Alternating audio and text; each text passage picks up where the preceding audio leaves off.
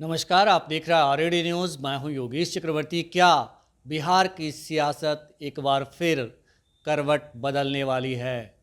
जी हाँ, बिहार की सियासत में कभी भी भूचाल आ सकता है।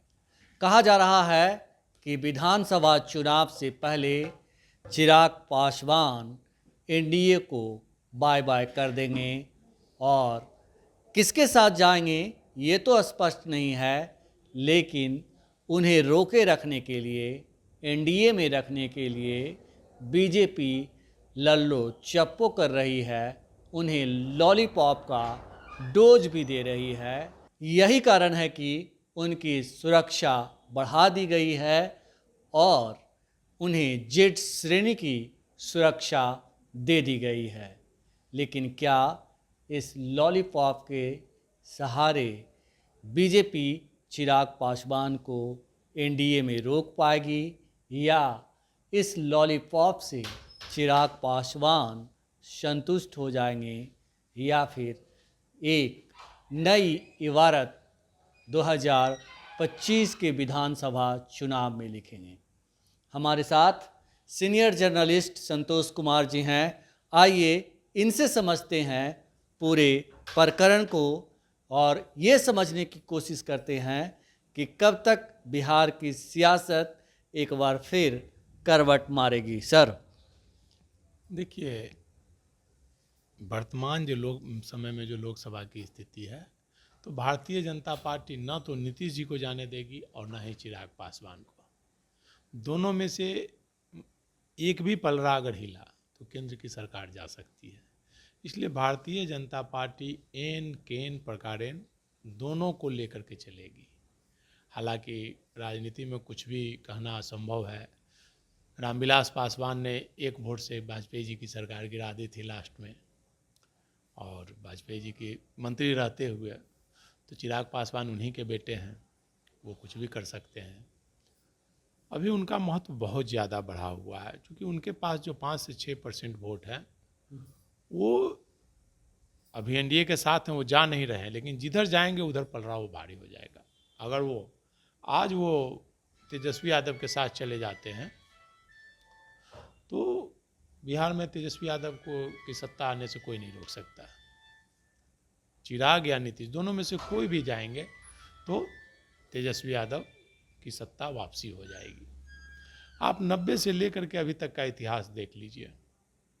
90 में रामविलास पासवान साथ थे, 95 में साथ थे, 96 में साथ थे। जब एक बार हटे थे रामविलास पासवान, जी, मुझे लगता है कि 99 में हटे थे, तो लालू जी को नुकसान हुआ था। जब भी रामविलास पासवान हटे हैं तो लालू जी को सीटों की संख्या घट गई है। और एक बार रामविलास पासवान जी को लिए, लेकिन कांग्रेस को छोड़ दिया, तो उस बार भी नुकसान हो। तो जो इंडिया गठबंधन है, अभी जो इंडिया गठबंधन है वो मजबूत गठबंधन है। उसमें केवल एक चिराग पासवान की एंट्री हो जाएगी। जो 2004 का जो गठबंधन था, वो गठबंधन अगर अभी हो जाए तो फिर से 4 वाली स्थिति हो जाएगी बिहार में। तो वो गठबंधन चिराग पासवान का बहुत महत्व है, इसीलिए भारतीय जनता पार्टी उन्हें छोड़ेगी नहीं। लेकिन जो चिराग पासवान जी का नेचर है, वो बहुत ही ऊंचा ख्वाब देखते हैं। वो अभी मुख्यमंत्री बनने का सपना देख रहे हैं। जी, जी, और भारतीय जनता पार्टी मुख्यमंत्री अभी बना नहीं सकती जब तक नीतीश जी हैं। हाँ, नीतीश जी अगर हट जाते हैं तो भारतीय जनता पार्टी चिराग पासवान को मुख्यमंत्री बना सकती है। लेकिन विधानसभा चुनाव 2025 में होने हैं और उससे पहले ही चिराग पासवान जो है 50 विधानसभा सीटों पर अपनी दावेदारी ठोक दी है। ऐसे में कहा जा रहा है कि बीजेपी इतनी सीटें कहां से उन्हें देगी? क्या वो खुद कम सीटों पर लड़के चिराग पासवान को इतनी सीटें देगी? क्योंकि नीतीश जी तो 110 115 से कम सीट पर मानेंगे नहीं, फिर बाकी और लोग, फिर चिराग पासवान। देखिए, मुझे लगता है भारतीय जनता पार्टी और जदयू का फॉर्मूला यही होगा। 110 और 120 और 150 मांगने से तो नहीं होगा, या नीतीश जी हों या चिराग पासवान। फॉर्मूला वही होगा जो लोकसभा चुनाव में जो फॉर्मूला सेट हुआ था, उसी फॉर्मूले पर मुझे लगता है कि आगे भी गठबंधन होगा। कि जिसके जितने सांसद हैं 40 सांसद हैं जो 6 सीट के हिसाब से जो जितना सीट लोकसभा चुनाव में लड़ा था, पर लोकसभा में 6 सीट आते हैं लगभग, तो 6 सीट के अनुसार से चिराग पासवान को 30 सीट मिलेंगे और 16 सीट नीतीश जी लड़े थे तो 96 सीट उनको मिलेगा। लगभग वही 2-4 सीट का इधर उधर हो। चिराग पासवान भी दावा कर रहे हैं, लेकिन मुझे लगता है कि 30 सीट तक वो मान जाएंगे। हाँ, 30 से नीचे जाएगा अगर मामला चला जाएगा तब वो बगावत कर सकते हैं और उनको कोई भी दल, सब दल उनको लेने को तैयार बैठा हुआ है। लेकिन हाँ, वो आरजेडी के साथ जाएंगे तब उनको फ़ायदा होगा और बाकी किसी के साथ जाने से कोई फ़ायदा उनको नहीं होना है। फिर वही 2020 वाली स्थिति उनकी होगी कि जेडीयू को हराने का काम तो कर देंगे। हो सकता है इस बार अगर सभी सीटों पर खड़ा करेंगे तो भाजपा को भी हराने का काम कर क्या देंगे। प्रशांत किशोर के साथ अगर चिराग पासवान जाते हैं तो कुछ बड़ा बिहार में बदलाव होगा या इसकी संभावना दूर दूर तक नहीं है? देखिए, मैंने कहा ना कि अगर आप के पास 5%, 6% वोट है तो आप किसी 5% वाले के पास जाइएगा तो 10% आपका होगा, वोट हो जाएगा। 25% वाले के साथ जाइएगा तो 30% हो जाएगा और 5 को 0 में मिला दीजिएगा 0% के साथ तो क्या होगा? 0 ही ना होगा, 5 ही ना रह जाएगा। तो प्रशांत किशोर अभी 0 है, उनका वोट परसेंट कुछ नहीं है अभी। वो बस जो जिस तरह से निर्दलीय और नोटा वाले जो लोग होते हैं, जो नोटा में दबाते हैं, चाहे निर्दलीय दबाते हैं, निर्दलीय कैंडिडेट को वोट देते हैं, जो कि सबसे नाराज चलते हैं, वो लोग प्रशांत किशोर पांडे को, जो कि पैसा बहुत खर्च कर रहे हैं, तो उनको वो लोग वोट दे देंगे। लेकिन चिराग पासवान अगर जाएंगे प्रशांत किशोर के साथ मिलेंगे तो एक चीज़ होगा कि भाई तब एक होगा कि एक तीसरा मोर्चा टाइप का होगा, लेकिन वो जीतेंगे नहीं। हाँ, हराने का काम जरूर करेंगे, सबको हराने का काम करेंगे, लेकिन कहा जा रहा है कि बीजेपी उन्हें अपने पाले में रखने के लिए उनकी सुरक्षा इसीलिए बढ़ाई है। क्या आपको लगता है कि जिस तरह से बीजेपी ने उनकी सुरक्षा लगातार बढ़ा रही है, तो सुरक्षा को कई लोग जो है कह रहे हैं कि ये एक लॉलीपॉप है और इस लॉलीपॉप में बीजेपी जो है चिराग पासवान को, मैंने बताया ना, बीजेपी यूज एंड थ्रो की नीति अपनाती है।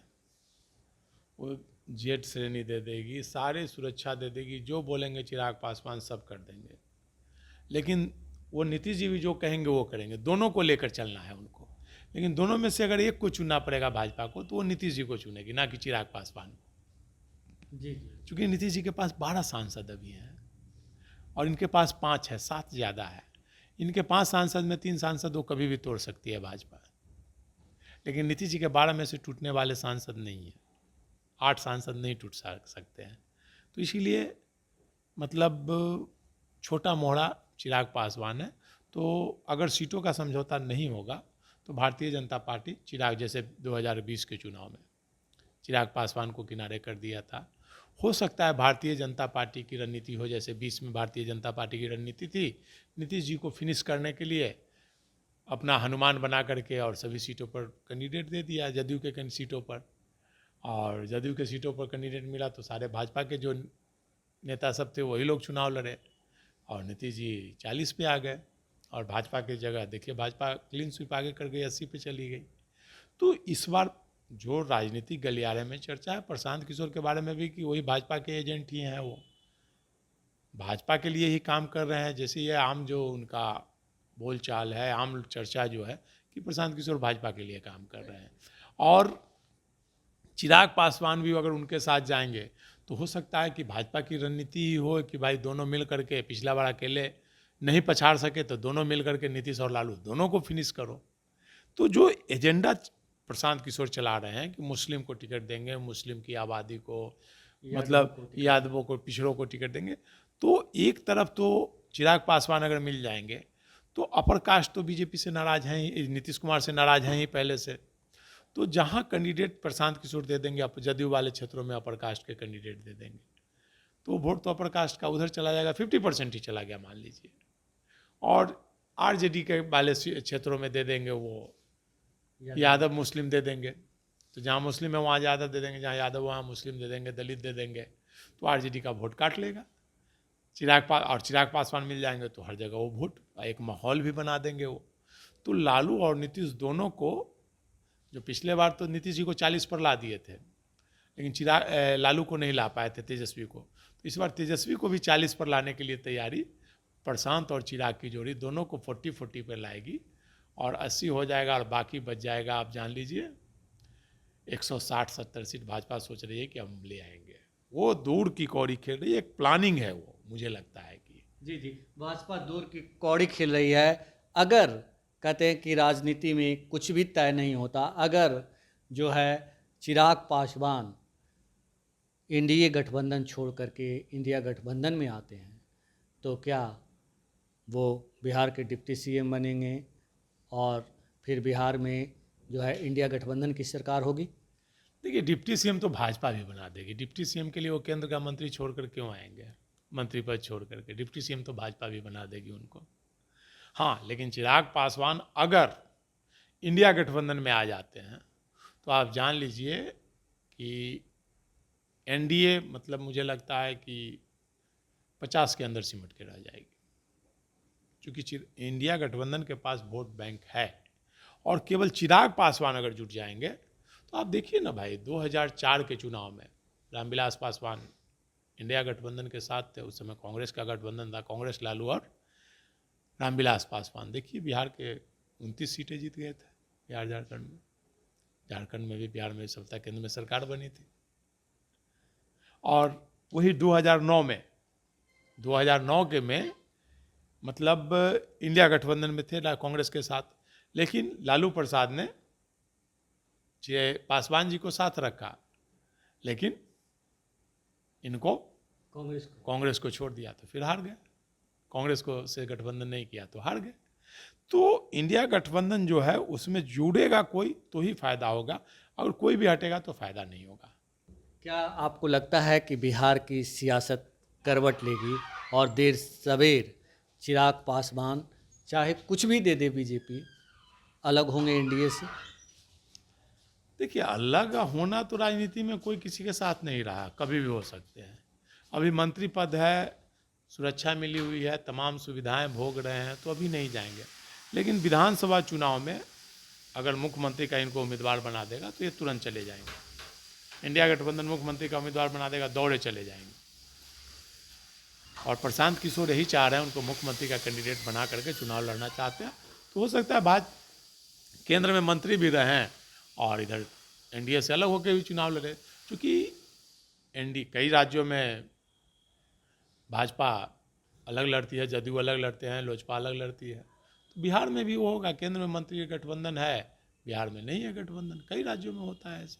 नीतीश जी साउथ के नॉर्थ ईस्ट में लड़ते हैं, कहाँ गठबंधन होता है? यूपी में लड़ते हैं, कहाँ गठबंधन होता है? उसी तरह से भारतीय जनता पार्टी लेकिन प्रयास करेगी कि कोई नहीं जाए, सबको लेकर चलना पड़े। लेकिन नीतीश जी और चिराग में चुनना पड़ेगा तो भाजपा नीतीश जी को चुनेगी, ना कि चिराग पासवान को। तो देर है लेकिन कुछ भी संभव है। चिराग पासवान पलटी मारेंगे और इसमें कोई दो राय नहीं है। भले ही देर हो लेकिन बिहार की सियासत एक बार फिर करवट लेगी। फिलहाल इतना ही। आप हमें फेसबुक पर फॉलो करें, यूट्यूब पर सब्सक्राइब करें, लाइक करें, शेयर करें और कमेंट्स कर अपना महत्वपूर्ण विचार और सुझाव जरूर दें। धन्यवाद।